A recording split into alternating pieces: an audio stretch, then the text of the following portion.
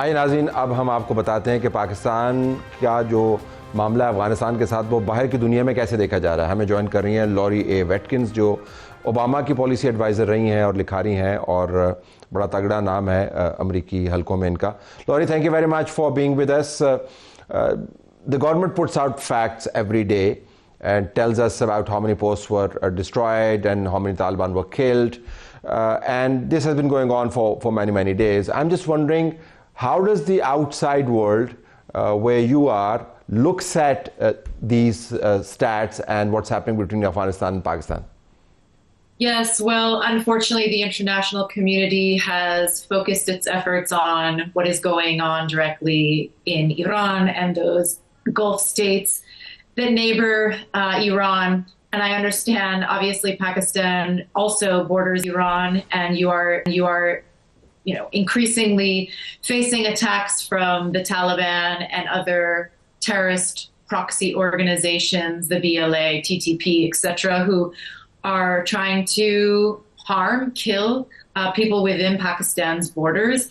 And this threat needs to remain, I should say, on the pulse of the Western community, specifically the United States, because there is growing concern that conflict can grow much deeper, much larger, more widespread, and that would be a disaster for Pakistan, but also a disaster for the region. We understand why the West would be focused on the Gulf, because the conflict is not just confined to the Gulf. We just heard from EU, heard from Tayyip Erdogan, heard from NATO about what's been happening. So it is expanding and involves key states around the world as well.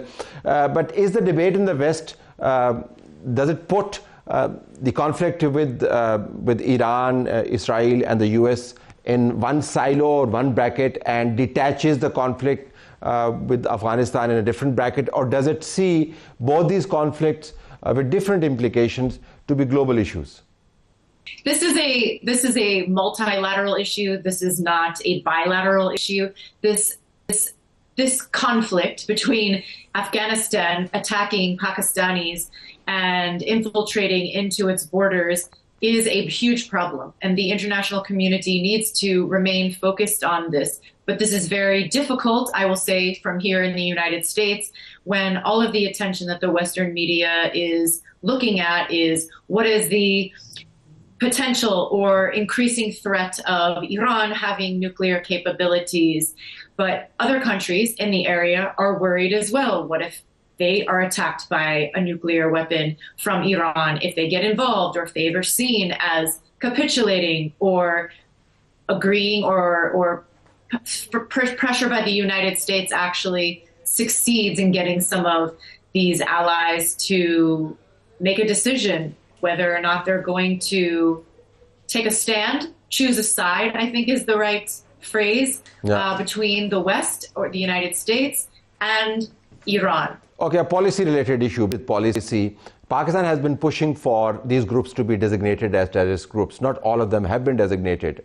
And the Western media also does not really pick up the thread of this designation. They keep on calling them militant separatists or whatever you may have. From the policy point of view, do you think it is important from Pakistan to keep on pushing this case that these groups have to be designated formally by all the concerned states as terrorist groups? Or do you think it doesn't really matter? The world looks at their actions and that is good enough? I think you might be talking about the Doha Accord 2020, which the leverage the international community was its primary diplomatic and economic lever, if you will, that included clear commitments that Afghan territory would not be used by terrorist groups. Any engagement with the Taliban, from sanctions relief to humanitarian coordination, has to be conditioned on demonstrable action against those networks. Is that what you were kind of leading towards? Is that these terrorist organizations, if they're not designated as such, that's a problem. And what we're seeing right now is that's a problem for Pakistan. It is a problem. I was leaning toward, and I was also trying to highlight the fact that whenever it comes to designating groups that America targets, for instance, and I have in mind the Iranian Revolutionary Guard, for instance, the designation of them being a terrorist group is swift. When it comes to groups operating across the border supervised by a regime that the world doesn't recognize, and their actions are palpably, documented actions, palpably are terrorist. They are not designated as terrorists. So I'm just wondering, in terms of my own understanding, what can Pakistan do to convince the world that what's happening in its strategic underbelly is also a grave form of terrorism that affects the world? Oh, well,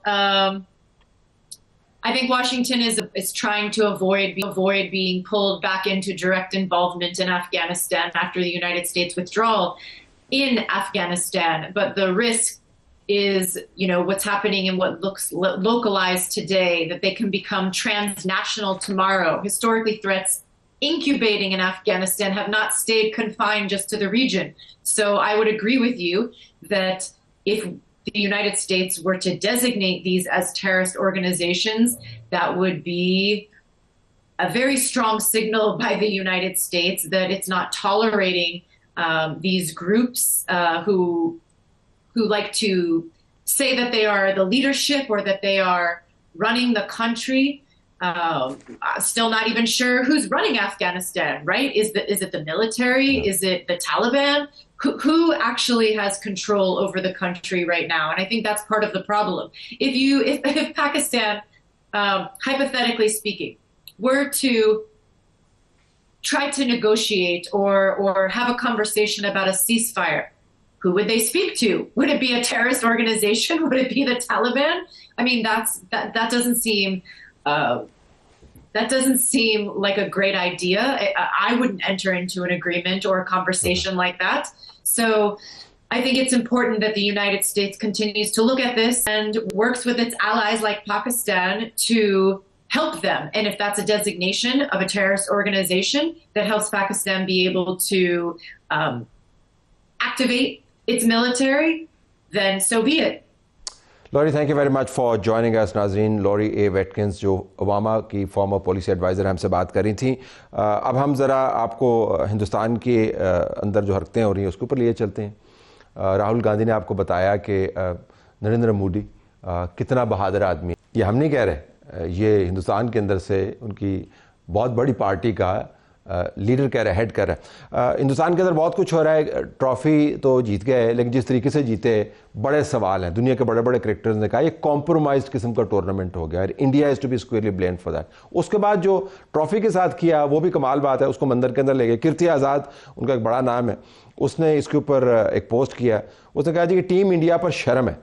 फिर उसने बताया कि जब हमने world cup जीता था तो हम इसको अपने घर में लेके आए थे, यानी अपने मुल्क में लेके आए थे, और हम इसको किसी मजहबी त्यौहार में कन्वर्ट नहीं कर दिया।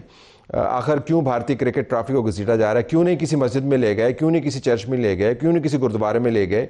ये टीम इंडिया की नुमाइंदगी करती है, ना कि सूर्या कुमार यादव की या जय शाह के ख़ानदान की। सिराज ने इसे कभी मस्जिद में नहीं लेकर गए, संजू इसे कभी किसी चर्च में नहीं लेके गए।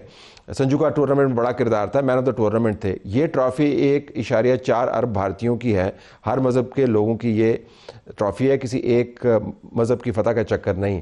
कीर्ति आज़ाद साहब ने बात तो ठीक की है, लेकिन ग्राउंड रियलिटी ये है कि मोदी ने हिंदुस्तान को मुकम्मल तौर पर हिंदुनाइज़ कर दिया। तो अब ये वर्ल्ड कप ट्रॉफ़ी नहीं है, ये वर्ल्ड कप हिंदू ट्रॉफ़ी है, क्योंकि अब ये मंदिर से होके आई है।